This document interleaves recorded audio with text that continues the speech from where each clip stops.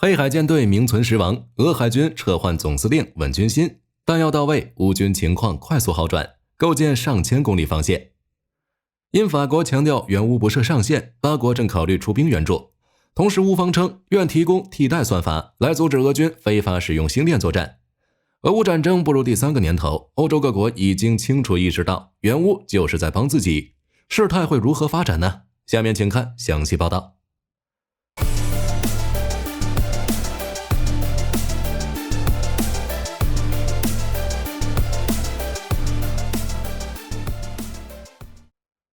乌克兰海军发言人德米特罗·普莱滕丘克近日对外称，自科托夫号军舰被毁后，俄海军军舰已经6天没有出现在黑海，因此有消息传出，俄海军现任总司令尼古拉·叶拉梅诺夫海军上将已被解职，今后将由俄北方舰队司令亚历山大·莫伊谢耶夫将军上将接任。对此，克里姆林宫发言人德米特里·佩斯科夫对外回应称，有些政令是保密的，我不能评论。很显然，克宫不想回答俄海军总司令被撤换问题。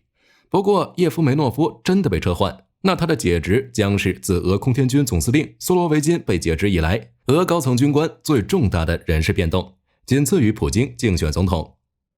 可能有人会疑惑，叶夫梅诺夫怎么就被解职了呢？其实这一点也不意外。若苏罗维金的解职是因瓦格纳事件被普京秋后算账，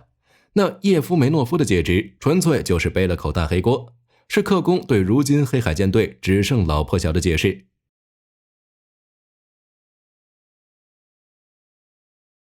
海马斯连续射击 ERGMLRS。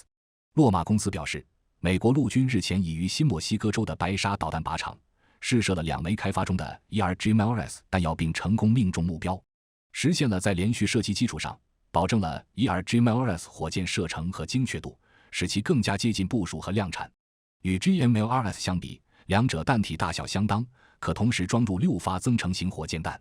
但不同的是， ERGMLRS 换装了更强力的火箭引擎，使其射程从原本 GMLRS 的70公里增加至2倍以上的约150公里。同时 ERGMLRS 还强化弹尾尾翼控制能力，不仅提升导引效能，还让火箭保有与 GMLRS 同等级的精确度。售波兰1800枚导弹。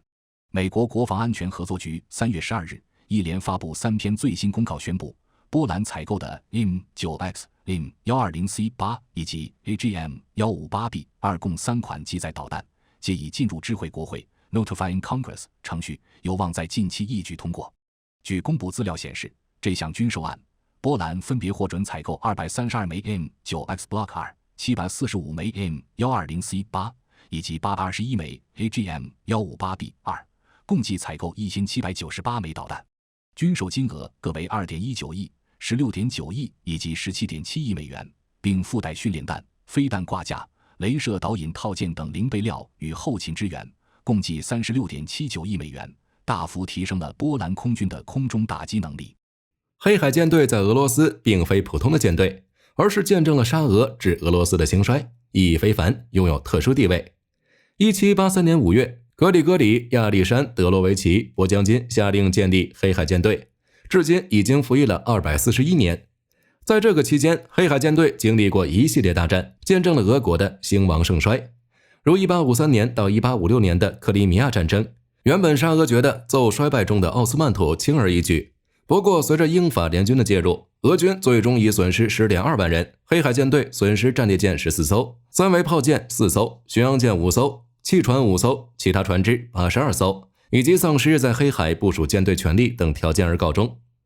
直到1871年在伦敦召开的会议上，禁止俄罗斯设立黑海舰队的限制才被取消。到了一战10月革命后，这时候黑海舰队装备了最先进的战舰，奏即将丧命的奥斯曼绰绰有余。唯一一次大型战役是德军的2艘军舰误打误撞进入黑海，俄军以为是战斗力拉垮的土耳其海军，十分不屑，结果被德国海军打得毫无还手之力。最后沙俄把玛丽皇后号无畏舰投入战场，才稳定了战局。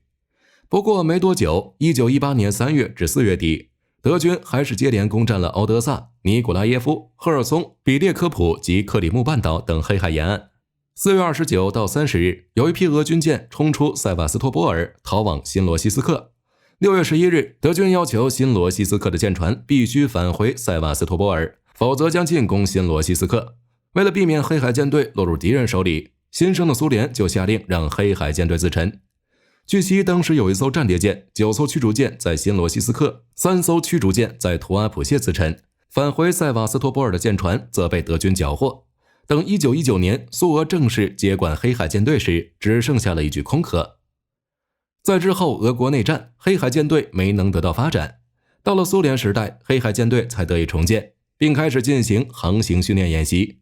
截止1941年苏德战争爆发前，苏联已经把黑海舰队打造成俄军的主力舰队，拥有了500多艘战舰和600多架飞机。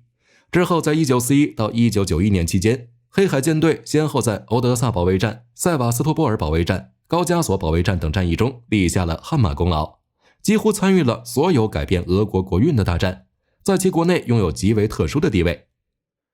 1991年至今，在俄罗斯联邦时期，黑海舰队则参与了车臣战争、2014克里米亚战争以及现在的俄乌战争。但昔日辉煌的黑海舰队在黑海与乌军的作战中，至少被摧毁了20多艘军舰。加上俄罗斯自2014年克里米亚危机后，遭到了北约、欧盟等组织的全面制裁。如今的黑海舰队放眼望去全是老破小，甚至连基地都从塞瓦斯托波尔海军基地转移到了更东边的新罗西斯克港，可以说是一场大败。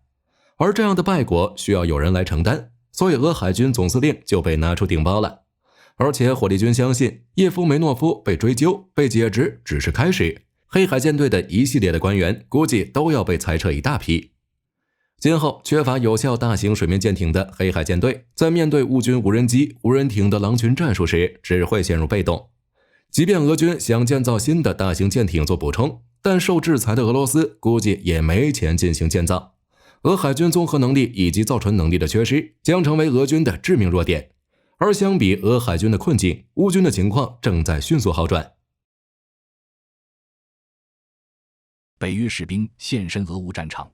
综合俄新社和塔斯社3月10日报道，波兰外长西科尔斯基在纪念波兰加入北约25周年的一场活动上表示，在乌克兰部署北约部队并非不可想象，一些北约国家已向乌克兰派遣了军队。虽然西科尔斯基没有具体说明哪些国家派遣了军队，但他这一表态回应了法国总统马克龙此前2月26日不能排除向乌克兰派遣北约军队的可能性。根据法新社报道，泽连斯基在接受采访时称，俄军在乌东的攻势已被阻止，且乌军目前正在修建长度超1000公里的防御工事，他将抵抗任何来犯的俄军武器。同时也有各种消息来源证实，乌军弹药供应已经再次充盈起来，如德国向乌克兰运送了新一批的军事援助，其中包括 1.4 万枚155毫米炮弹，又或是捷克采购的80万发炮弹也将很快到货。此外，加拿大已批准向乌克兰转让约8万枚退役防空导弹，日本和美国也正在讨论在军事装备方面进行合作，以便向乌克兰提供更多弹药。总之，泥泞季节的到来将令俄军减缓了进攻的步伐。在阿夫迪夫卡地区，俄军攻势已经由盛转衰，作战节奏和士气出现了明显的下滑，损失加剧。乌军第59独立摩托化步兵旅军官谢尔盖采获司机指出，随着乌军收到了新弹药，阿夫迪夫卡附近的前线已经稳定。他表示，通过俄军俘虏的审讯以及拦截的俄军通话，都表明俄军士气低迷，心理状态极差。俄军想要取得进展已经变得非常困难。在赫尔松地区，乌军仍在继续坚守和扩大克林基的桥头堡，一些俄军小队在克林基西部被乌军无人机击中。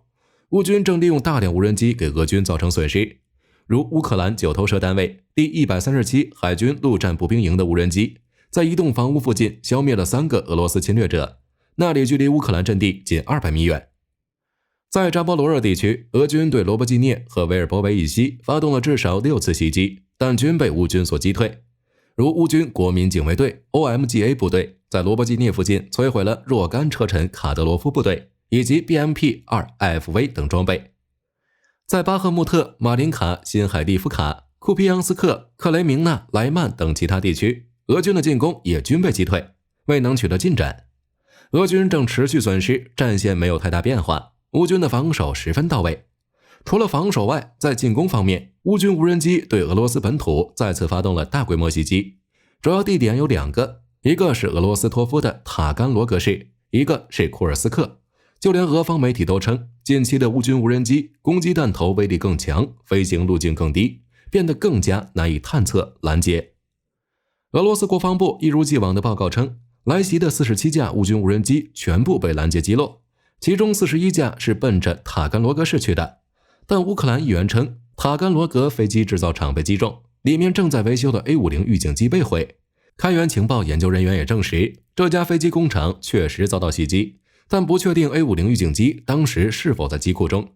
袭击后，仅从塔甘罗格飞机场拍摄的高分辨率照片来看，其工厂屋顶确实被穿透。虽然看不到内部损坏情况，但 A50 预警机确实已不在。对库尔斯克州的袭击，其州长罗曼·斯塔洛沃特3月10日声称，一架乌军无人机在库尔斯克州的一个油库上空被击落，但该油库发生火灾。火力军觉得今后这种事情在俄罗斯会成为常态，不要小看乌军日积月累的消耗战，俄罗斯作战的代价将越来越高，直至难以承受。值得注意的是，俄军今后的压力还不止于此，因为外部至少有8个国家考虑出兵帮助乌克兰。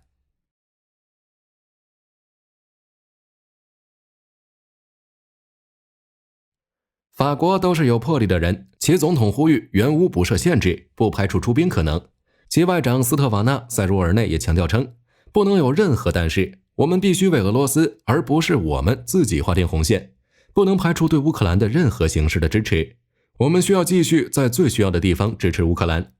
这样的援乌呼吁直接影响到了欧洲对乌克兰的援助。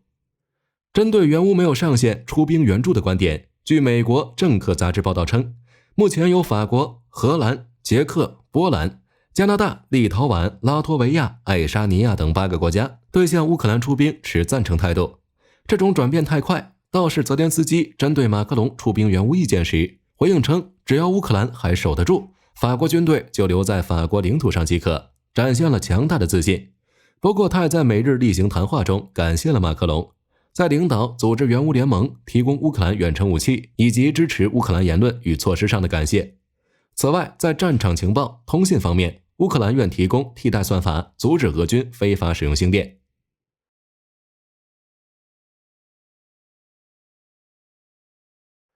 上个月12日，乌克兰军事情报机构的发言人安德烈有所夫称，俄军从第三国非法获得星链终端机，强化了俄军在攻击行动，并提供了一些使用星链终端的俄军部队，如在乌东顿涅茨克、克利什基夫卡镇和安德里夫卡镇作战的俄军第83空中打击旅。据综合媒体报道称，俄军这么做已经有几个月了，而且使用的星链终端数量在持续增加。俄军通过虚假账户和修改 GPS 位置等信息，将其成功部署到了包括克里米亚在内的乌克兰被占领土上。对于乌克兰情报机构声称的俄军非法使用星链，美国高层感到震惊，这明显违反了美国政府对俄罗斯的制裁。对此，五角大楼近期作出回应称，将对 SpaceX 公司发起调查，调查该公司是否允许俄军在对乌克兰的战争中使用星链，要求 SpaceX 公司提供俄军可能非法获得并使用星链终端的信息。对于乌克兰情报机构的指控， SpaceX 公司和俄罗斯政府都双双否认。虽然我们仍需等待五角大楼的调查结果，但可以肯定，如果俄军真的在被占领的乌克兰领土上非法使用星链服务，将会给乌军造成不小的麻烦。毕竟如今的乌军作战行动几乎都会避免脱离星链终端的覆盖范围，因为情报通信在战场上实在太重要了。乌军就是有了北约情报的支持，才使其与俄军奋战到如今。如北约每周都要安排20次以上沿黑海、乌克兰和白俄边境密集飞行的巡逻任务，其型号几乎囊括了北约所有预警机的类型，如 P3C 反潜巡逻机、EP3E 电子侦察机、AQ4 无人侦察机、P8 巡逻机、E8C 战场指挥机、E3C 预警机等多种机型。除了专门的情报收集飞机外，北约派往乌克兰附近巡逻的战斗机同样担负着类似任务。法国曾透露，早在俄乌战争爆发之初，阵风战机就依靠加油机的支持，在波兰上空维持着每天长达8小时的连续巡逻，依靠先进的机载雷达和传感器，收集俄军战机在乌克兰上空的部署情况。此外，部署在波罗的海3国的 F-35和一些军用、商用卫星等也在执行同样任务。这些情报手段为乌军提供了时效性情报、俄军部队集结情报，以及对俄军后勤是否缺乏资源推测提供了数据。如 E3 系列预警机，其雷达探测范围接近400公里，可以与乌军后勤电网直接联网，直接获得北约的情报支持。其曾提供俄军战机飞向基辅的情报。E8C 联合星的战场管理和指挥控制飞机，则可在防区外利用不受云层影响的高分辨率合成孔径雷达拍摄地面动态，同时还具备地面移动目标指示功能。这使得 E8C 在跟踪和监视移动车辆时特别有用。通常它搭载有空军和陆军联合机组成员，是监视俄军部署的理想平台。北约其他情报收集手段还有很多。在北约空天一体的情报侦察体系支持下，乌军对战场情报的了解要远胜俄军。这也是为什么乌军可以远程精准打击俄军装甲车辆、后勤乃至本土基地的原因之一。由此可见，现代战场掌握信息化局势，远比一种或几种先进武器能起到的作用更大。也因如此，尽管乌克兰指控俄军在被占领领土上非法使用星链，但乌克兰政府其实并不愿意与 SpaceX 公司闹翻。比如乌克兰副总理、数字转型部长哈米伊格·费多罗夫在接受节目采访时曾表示，乌克兰政府愿意向 SpaceX 公司提供一种替代算法，来阻止俄军非法使用星链服务的同时，能保证乌军部队通信以及无人机、无人舰艇等装备的正常使用。接下来 SpaceX 公司会作何反应，火力军会持续关注。同时，正如视频前面所说，俄乌战争已经进入第3个年头，欧洲各国纷纷觉醒，从口头声援到援助武器，再到如今考虑加码援助、联合出兵等，都足以证明俄乌战争将不会有太大悬念了。好了，关于俄海军总司令背黑锅、乌军构建上千公里防线以及8国出兵援乌，大家有什么要补充的，都欢迎在评论区留言。我是火力军，下期再见。